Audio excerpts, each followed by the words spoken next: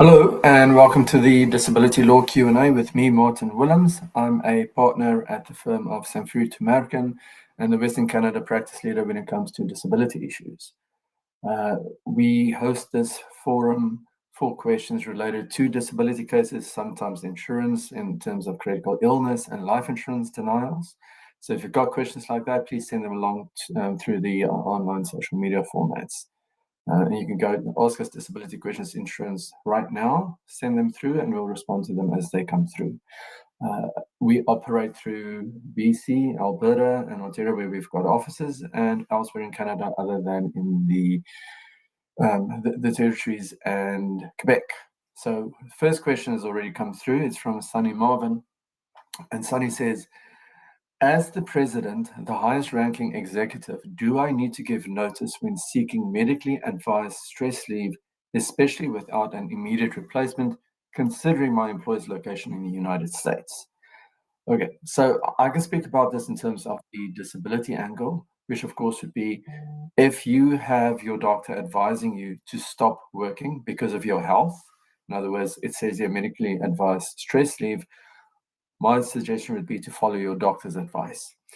If this is a question in relation to employment matters, please reach out to our firm because we also have a team of employment lawyers who could assist with your inquiry. But in terms of being in a position where you are the president of the company and your doctor has advised that you go on leave because of medical stress, I would suggest submit that to the employer that you need to go off work, and then contact the human resources department and make sure that you apply, because this is just happening now. If your company has short-term disability leave, get that application in as soon as possible. If your company doesn't have short-term disability leave, I suppose the next issue would be applying for medical EI, which is funded by the federal government. We've got a question from Selena. Can you return to school while on LTD? I'm thinking about taking some virtual courses. This is always a good question. When you submit a claim for long-term disability, you are saying that you cannot perform the essential duties of your own occupation. And if your policy has any occupation phase, which basically all of them have, just depends on how long the own occupation period is for, then the question is, can you perform the duties of any other occupation? In terms of schooling, that's not work where you're going to be paid for, but the fact that you are capable of going to school is going to be a factor that the insurer will assess or used to assess whether you continue to be disabled within the meaning of the policy. So if you have accommodations that's been recommended by the doctor, or if you do go through some courses where you're doing it from the comfort of your home, you've got a very small caseload or course load rather, and you have your doctor saying that these are the things that you need to be accommodated for, make sure that you have that in place so that if the insurance company does come back to you and says, look, we think that you can work because you're doing these courses, you can at least show to them that this course load that you're doing is very light. You've got medical accommodations in place at the institution where you're doing your courses, and the fact that you're doing that will not allow you necessarily to go back into the workforce. But be careful, because if you do that, again, the insurance company will look at that to see whether you continue to be entitled to benefits, because a disability claim is about function. So they're going to see that if you are capable of studying, doing courses, can you then work? That's the question, and that's the analysis. So I've seen these situations like this before, where the insurance companies have supported that the person can continue to receive benefits while doing courses, but also where cases have been denied because the person was engaged in further education through courses, even when they were doing it online. So consider carefully how to proceed here. Got a question from Sam Lupin. Would family status change your LTD claim? For instance, you move in with a partner. That's a good question. So if we're speaking about long-term disability benefits, in other words, coverage that you have through your employer, then your family status should not affect your disability entitlement. This is different, of course, when you were to work with something, for example, like PWD, which is Persons with Disabilities in BC, where the test is a means test and is based on the family income. LTD, like I said to the previous question from Selena, the assessment is, are you functionally impaired from performing the essential duties of your own occupation? That is the assessment.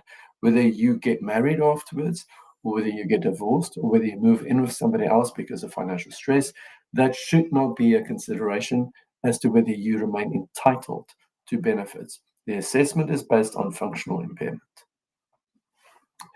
We got a question from Mina on YouTube. Can an insurance company reapply for a reconsideration on a denied disability CPP application following change of definition from own occupation to any occupation approval from the insurance company? Okay. I'm not sure if the question is, can the insurance company themselves apply on your behalf for a reconsideration if your claim has been denied by CPP? I have seen situations where that has happened. So your policy that you have with the insurance company provides that after a certain period of time, doesn't necessarily say after a certain period of time, but if you are entitled to other sources of income, like CPP disability, then the insurance company will expect you to apply for CPP disability because it's in their interest.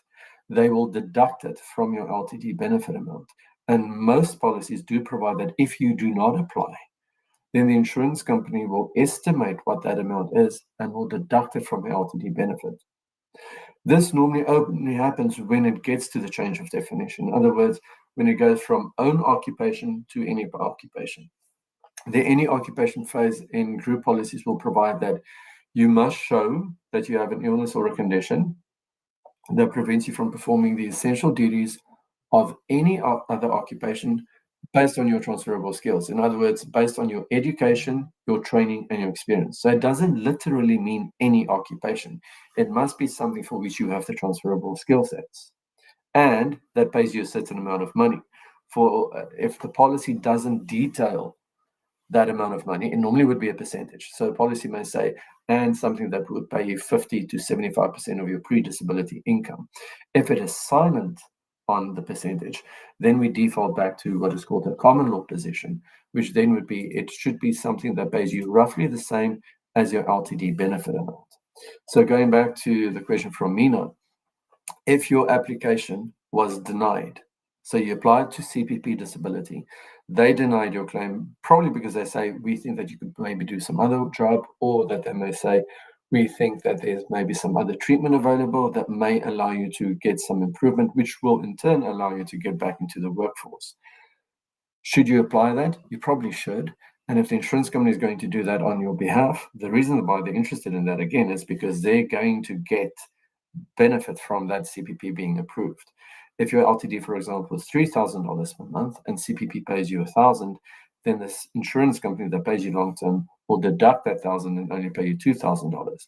Also, remember, when you do apply for CPP disability, from that date of application, when they receive it, if your claim is approved and your disability started, obviously it started somewhere in the past, the retroactive payment is 11 months from the date of application. So in Mina's situation, she's been on claim for 2 years now. She's applied for CPP disability. Even though she does a request for reconsideration, if this claim is approved, it's going to go back from the date of application when she initially applied, 11 months retroactive. And that retroactive payment is going to be paid to the insurance company because it will overlap the timeline that they approved the claim and they were paying LTD benefits for. So they're very interested in you applying for CPP. And if it is denied, they're going to expect you, I think, to apply for reconsideration. And in this case, they're wanting to do it because they know that it is in their financial interest to get it. If you are approved for CPP disability, hopefully the insurance company will continue to pay you. But if they do not, and they went through all this trouble to get you approved for CPP, I would really take a dim view of that. So if they do deny your claim after your CPP is approved, please reach out and contact us because we assess claims on behalf of people who contact us. We look at the policy, the medical reports, the denial letters, etc. And as you can see on the screen, you can go to disabilityrights.ca for more information. There's a question on Facebook from Robert. Is a terminal diagnosis of cancer something that would be eligible for LTD? I'm sorry if that is what's happening here. The long-term disability assessment is based on you must have an illness or a condition, so in this case cancer, terminal, so that's an illness, that prevents you from performing the essential duties of your occupation. I would think that this would qualify. Many illnesses qualify. It's not the diagnosis that is the most important thing. The most important thing is functional impairment. So if you are functionally impaired or restricted from performing the essential duties of your occupation, you should qualify for LTD. I have lots of people asking me, does anxiety qualify? Does depression qualify? Does fibromyalgia qualify? Does long COVID qualify? All of these conditions, I've seen people being approved for LTD and then later denied or denied from the outset, or probably approved, because I don't speak to people generally when they are approved on claim. Remember, it doesn't matter what the illness itself is. The most important question is, what does that mean? Does it restrict and limit you from performing the duties of your own occupation? If it does, and if your doctor agrees that you cannot work, your claim should be approved. And in this case, Robert, I'm very sorry that there is a terminal diagnosis, but I cannot imagine how that claim will not be approved. And if it is denied, get in touch with us immediately. We have a question from Christine Scholiven. I hope I pronounced that correctly. Are insurance companies allowed to have people follow you around and record your activities? This is a good question. I was going to speak a little bit about this as well, because there's been a recent case in Ontario dealing with online surveillance. So let's go back to the initial question. Can an insurance company retain a private investigator to conduct surveillance of you? The simple answer is yes. So I have seen many cases where insurance companies have denied people based on the surveillance that they have conducted. The way that this is normally done is the insurance company may have a phone call with you, get information from you to advise what your restrictions and limitations are. So in other words, what can you do and what can you not do? If you say, I cannot sit for 15 minutes or longer, I can only sit for 15 minutes or longer, I cannot stand, I cannot walk, I cannot drive. It really depends on what your circumstances are. They may then, after that, have an investigator conduct surveillance of you. They cannot come into your house. They cannot bug your phone. They cannot monitor your emails, but they can follow you around. So especially if you're driving around going into stores, because that's normally the type of surveillance that I see. It's somebody who is, let's say they have children, driving their children to school, then go to Starbucks or wherever, they go to the store, come back, in the context of saying, I cannot drive, or I can only sit for certain periods of time. Now, of course, everything has to be seen in context, because if surveillance is done over a 5-day period and the insurance company has the person on surveillance only for 2 days, because that limited function that they had on the one day, they pay for the next day. So as much as the insurance companies rely on surveillance, we can do the same. I will say, where's the other 3 days of surveillance? Because clearly the person didn't leave the house, which is consistent with what they were saying. The case that I was talking about from Ontario, it's more a personal injury case, but it's applicable to LTD cases. The person had a Facebook and Instagram account, which previously was not set with private settings, and it had some photos of her on vacation. Then the defendants, meaning the insurance companies, wanted to see what other surveillance, what other photos she had on her social media accounts, but with the private settings. So there's a conflict, because there's your right to privacy, and then there is what is it that you're posting, considering that you're making a claim. So in that instance, the judge said, I want to have an affidavit as to what is in those accounts, and then make a decision as to what has to be produced. But what is really important is, if you have a claim with an insurance company, be careful what you post on social media, because social media, and I've said this many times, is a gold mine for insurance companies. I have seen cases denied based on what is on social media, even though many times it's taken out of context. I've seen people post pictures of photos of years before, which would obviously not be what they're doing right now, I've seen things being taken out of context. So whatever you post on social media, be careful, because recently we had an investigator on one of our radio shows, and he was speaking about how sophisticated the surveillance has become, that they are using bots.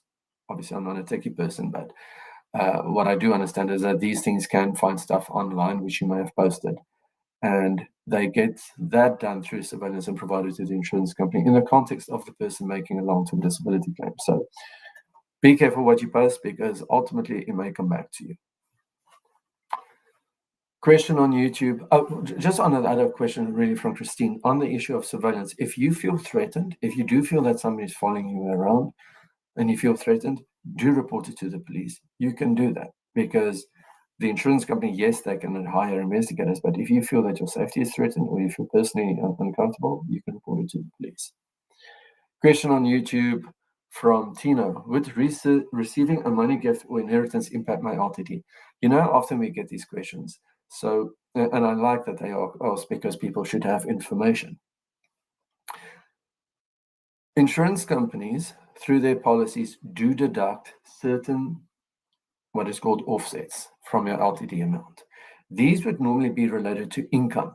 So if you are receiving CBP disability, that is an offset. If you are receiving money from WorkSafe, that is an offset. Some policies provide that severance is an offset, or some pension amounts, but a gift, that cannot be an offset in my mind. An inheritance money that you receive, that's not income. So I do not see that as an offset. I've never seen a policy that provides that inheritance is an offset. Although everything that I've just said is with the caveat that we would want to see what the policy says. The policy is a contract. That contract governs what is deductible and what is not. If it is not in there, my position would be that it's not an offset. And again, I've never seen that inheritance money is an offset. This question is often asked with other offsets in mind. For example, if you sell your house and you make some gains from the sale of your primary residence, is that an offset?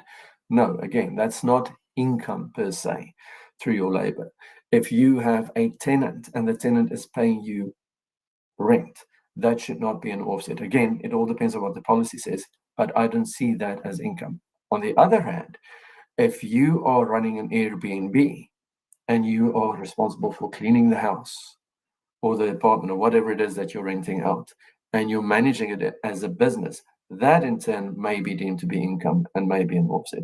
But these one-time payments, like a monetary gift or inheritance, I don't believe that should be an offset.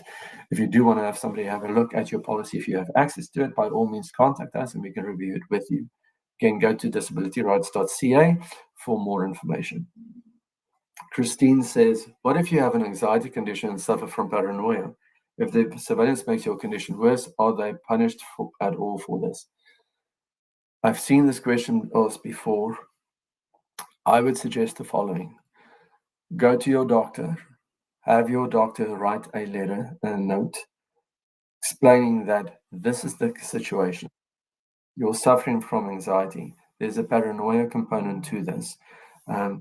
Any deemed surveillance is worsening your condition. So have that put in writing. It's a difficult situation, because are you ultimately going to say to the insurance company, I feel that you're following me around? Maybe they are, maybe they're not. If they're not, and that's what you're saying, it may play into this is your condition. So my advice on this would be in touch with your doctor, make sure that everything is documented. You feel that this is happening, see your doctor, make sure that the doctor documents it. And if this is communicated to the insurance company, they should know that if they do this, that they have the potential for worsening your condition. And that may come back to bite them later on. Will they be punished for it? In the context of a denied claim, if there were to be a legal claim, then, in other words, you're not doing an appeal, you're following through with a legal claim, and it ends up in front of a judge, there's the potential that a damages award could be made. But are they just simply going to be punished for that in the context of doing this? I don't see that happening. There's an email question from Bob. I had an injury several years ago that left me with some limitation to my mobility. Due to repeated stress, and a new injury, my condition has worsened and left me unable to work. My insurer is saying that this is an existing condition or refusing coverage. What can I do about this? So, two ways to respond to this. If the insurance company is saying this is a pre-existing condition, then that means that you probably only have had coverage under this policy for less than a year because you were covered under the previous policy. We would want to see whether it is a pre-existing condition within the meaning of that policy. The word pre-existing condition or the phrase pre-existing condition to any layperson would mean it seems it's something that you've had before. But in the context of a disability claim, the policy will have a specific definition, and it may be that it's only a pre-existing condition if you've had certain treatment for it during a certain period of time. So it may be pre-existing in layman's terms, but not pre-existing in contractual terms where you should still be paid. If the insurance company is saying to you, look, we think that you've had this all along, now you go off work, we don't think that things have worsened, that's a different issue. Then they're saying that they don't think that this is a disability, in other words, that you're disabled from work. Regardless of what they are saying, I would highly recommend that you reach out to us so that we can review that denial letter with you, look at what is happening in terms of the denial itself, what does the policy say, and we can have a look at what your options are and discuss those with you, be it that you can commence an appeal or pursue a legal claim. But we do this on a free basis as well, so we offer free consultations.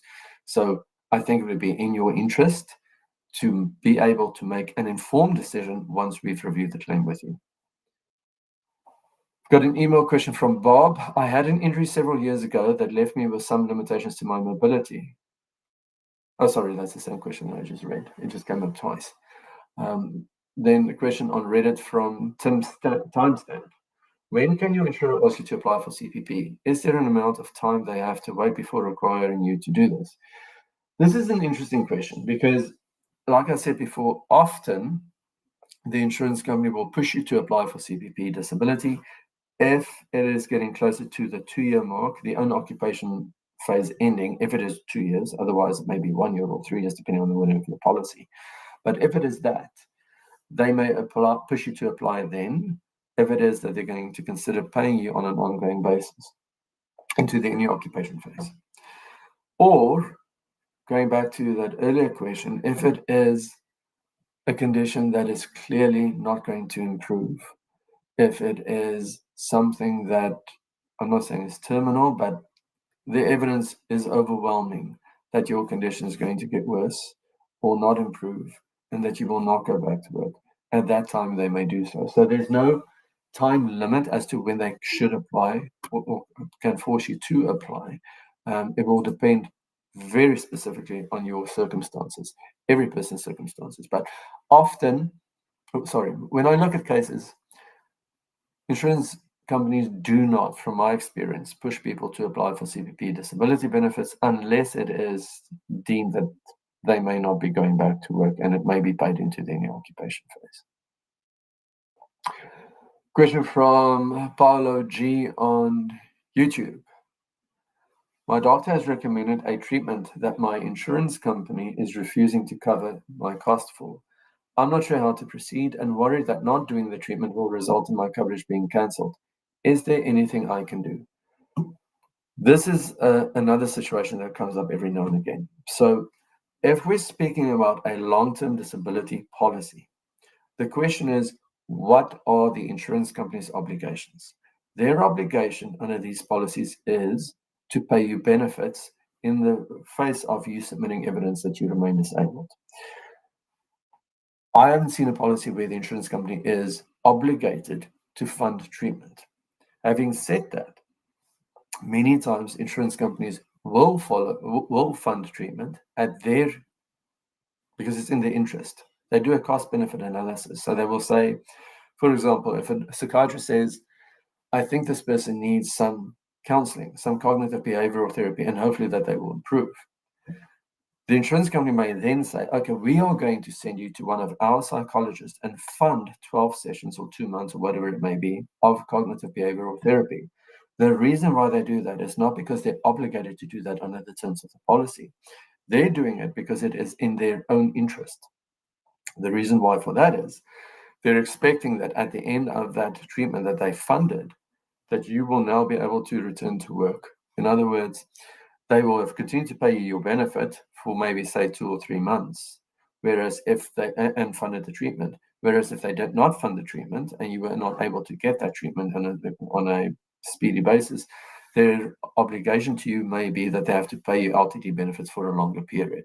So they do what is called a cost-benefit analysis to decide whether it is in their interest to fund that treatment. But the policy themselves does not obligate them to pay that, at least in my experience. But again, as with everything, we want to see what the wording of the policy is to see whether there is such an obligation, but I've never seen one that hasn't. Also, if they're not wanting to cover it, see if there are other avenues available to you, whether there's something that is funded through the government, whether you could apply to, BC, there's something called Fair Pharmacare if it's something that you cannot afford. But also make sure that it is detailed in the doctor's notes that this is something that you cannot afford. I mean, ultimately, how can they hold it against you if you cannot afford it and they don't want to fund it? And then say, well, we're going to deny your claim because you're not doing it. It just doesn't make sense. Having said that, I've seen that happen. And if that happens, please reach out to us and we can assist you with that through probably a legal claim. And again, on the screen, you can see, go to disabilityrights.ca. Reggie MacArthur says, my wife has been off work for 2 years and was told that she doesn't meet the definition to continue to receive benefits. We've sent all of the doctor's notes over, but no change. What else can we do? When a claim is denied, we say that the insurance company is breaching its obligations under the policy. The policy is a contract, so it's a breach of contract. I'm saying this in the context of what you're saying here. Your wife continues to be disabled. She's at the 2-year mark. What the insurance company clearly is saying is that they are not accepting that your wife is disabled from working any other occupation. Lots of cases get denied at this juncture, and many people don't understand how to deal with this. I'm going to sound like a broken record now, but I would suggest that you reach out to us, because what we will do, we will ask your wife to provide us with the medical records that she may have, the denial letter, and the policy. If it is that your wife's doctor says and agrees that she still cannot work in any occupation, then there is a claim to pursue here. And when we get involved, obviously this consultation will be free. We only get paid if your wife gets paid. If there is a resolution. And when we take over the legal claim or pursue a legal claim, all communications go through us and not you, wife, won't have to deal with them anymore if it is in the context of a legal claim. Remember, a disability claim, as I said before, is about functional impairment. So it's not as simple as to say on the part of the insurance company, we think that Reggie, your wife, can go work in another occupation. They don't have to find her a job. They will probably do something called a transferable skills analysis, where they have a vocational person look at your wife's education, her training experience, and then come up with a job which may be available somewhere in the labor market and say, we believe that your wife can do that job.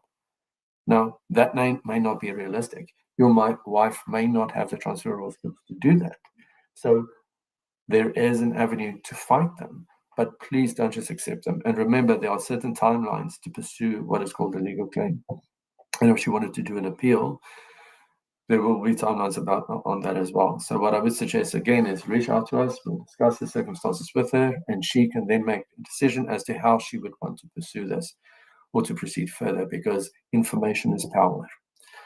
With that, we've reached the end of the session. Thank you for all the questions.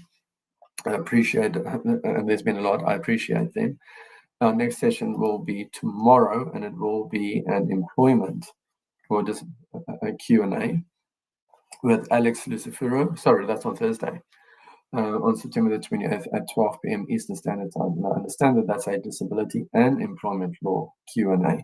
So it's going to be an interesting one. If you've got a hybrid of question, meaning there's an employment component and a disability component, please reach out to Alex on Thursday, which is September 28th. With that, again, thank you to everybody who joined, and look forward to seeing or responding to questions next time. Have a great day.